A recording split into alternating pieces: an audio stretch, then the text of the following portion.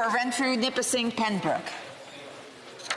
Madam Speaker, as a Member of Parliament for Renfrew-Nipissing-Pembroke, I take this opportunity to thank the good people of my riding for their support and words of encouragement. It's an honor to represent them in the Parliament of Canada. Now, earlier this session, I asked a direct question to the Prime Minister about the disability tax credit promoters' cottage industry that's prospered under his government. They collect exorbitant fees from disabled Canadians for a service that I provide free of charge to my constituents. 7 years ago, I introduced a private member's bill, C-462, restricting the fees charged by promoters of the disability tax credit. The Prime Minister at the time voted in favor of that legislation, as did all the members of Parliament. My intention in sponsoring that legislation was straightforward. I wanted to see increased protection for disabled Canadians from the predatory practices of certain individuals who refer to themselves as tax credit promoters. When I found out that some individuals were being charged 20, 30, 40% of the tax credit, I knew action had to be taken. The last time I posed a question on this topic, the parliamentary secretary to the Minister of Revenue chose to insult disabled Canadians by not giving them a relevant response by answering my question. This time, the member for Delta, aptly named the Minister for Virtue Signaling to the Disabled, was tagged by the Prime Minister to insult disabled Canadians by giving a different non-answer to why this government has not implemented Bill C-462, an act restricting the fees charged by promoters of the disability tax credit. The legislation to protect disabled Canadians was voted on and passed unanimously by Parliament. The following is an email I received from a constituent about one of the biggest disability tax credit promoters in Canada. It's one of many I've received from disabled Canadians who have been taken advantage of thanks to the policy of this government to ignore them. It illustrates the situation this government condones every day. It delays implementing Bill 462, an act restricting the fees charged by promoters of the disability tax credit. Quote, I live in Arnprior with my wife, 75 years old, and is basically bedridden. I'm contacting you because I don't know where else I can go. And I remembered a few years ago, you were investigating into this company and were going to introduce a bill to halt their practices. Anyhow, about 10 years ago, my wife unwittingly contacted them to secure an outstanding disability payments from CRA.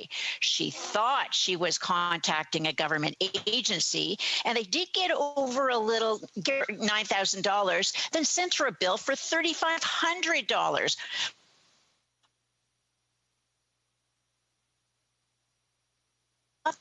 That was unreasonable, so we consulted. Definitely unreasonable. Wife recognized the debt. That was 10 years ago. Then in January of this year, we received a bill for $11,000 sent by a company called Veritas. I thought it was a scam because we didn't owe anyone $11,000. About a month ago, we received another bill for over $9,000 from a law firm saying if we didn't pay them by November 14th, they would file bankruptcy against my wife. They've since changed it to $6,800. My wife earns $1,800 a month from CPP, old age security, and a small pension. I'm sorry this is so long, but I'm hoping you can help us. Thank you. End of quote. That charge is almost 40%. And I'm told that this tax credit promoter drives a Maserati, which the Prime Minister knows is a very expensive Italian car. The virtue signaling to the disabled brags about doing things behind the scenes. How about working for disabled Canadians behind the scenes and getting the regulations to enact Bill 462 done?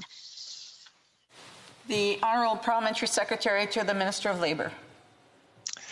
Thank you, Madam Speaker. And I think we all agree that advocacy for the disabled is really important, but I will be answering the member's question on the order paper about the right to disconnect in federally regulated workplaces.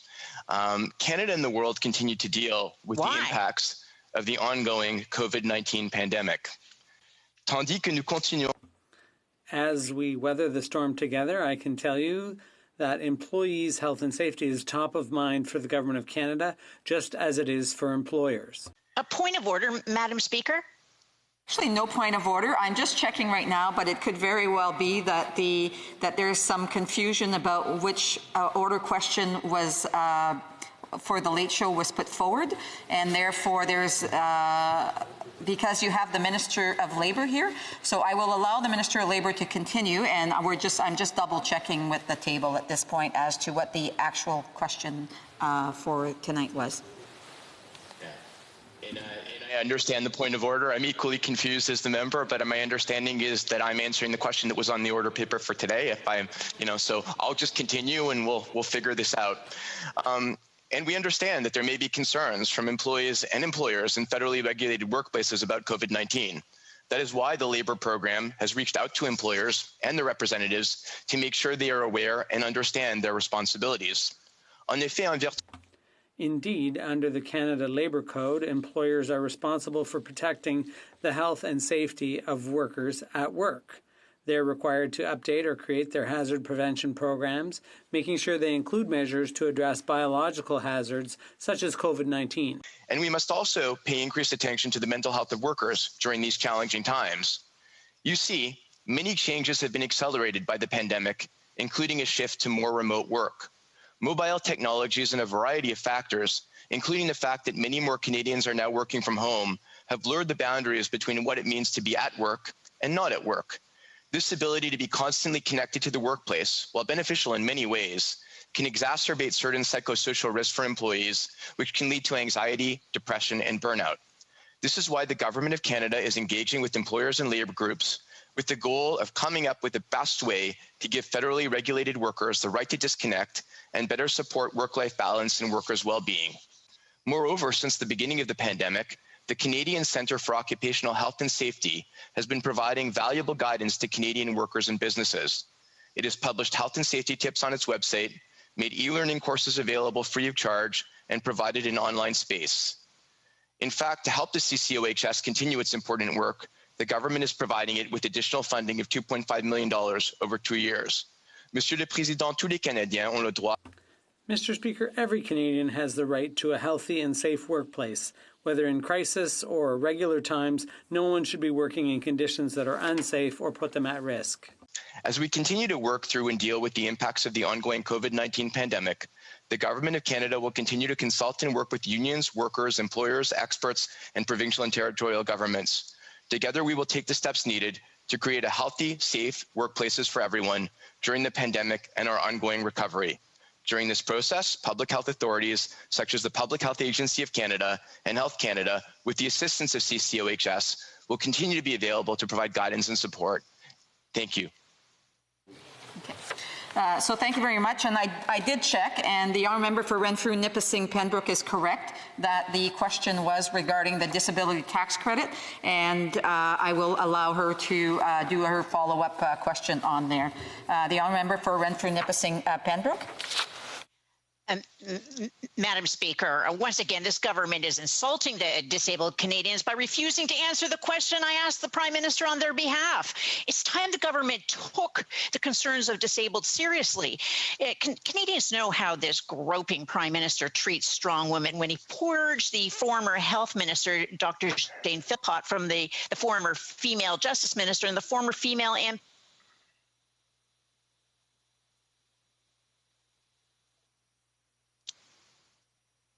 Prime Minister, quote, "You believe in them when it's convenient and you leave them when it's not," unquote.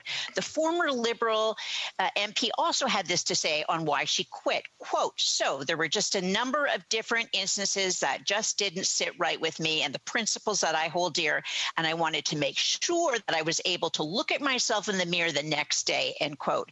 Having a fancy title like disability inclusion and refusing to act is tokenism at its worst. The minister who includes disability in her virtue signaling title has an opportunity to be more than a prime ministerial photo op. Include the regulations to enact Bill C-462, an act restricting the fees charged by promoters of the disability tax credit in your disability inclusion plan now.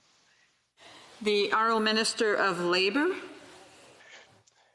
Madam Speaker, thank you, and I want to thank my honourable colleague again for her question, and apologize that I'm not answering the question that she actually asked, but I will respond to what she most recently stated, I've had the pleasure of working with the Prime Minister for the last 5 years, and I can say there is no Prime Minister in Canadian history that has had more of a feminist agenda than this Prime Minister.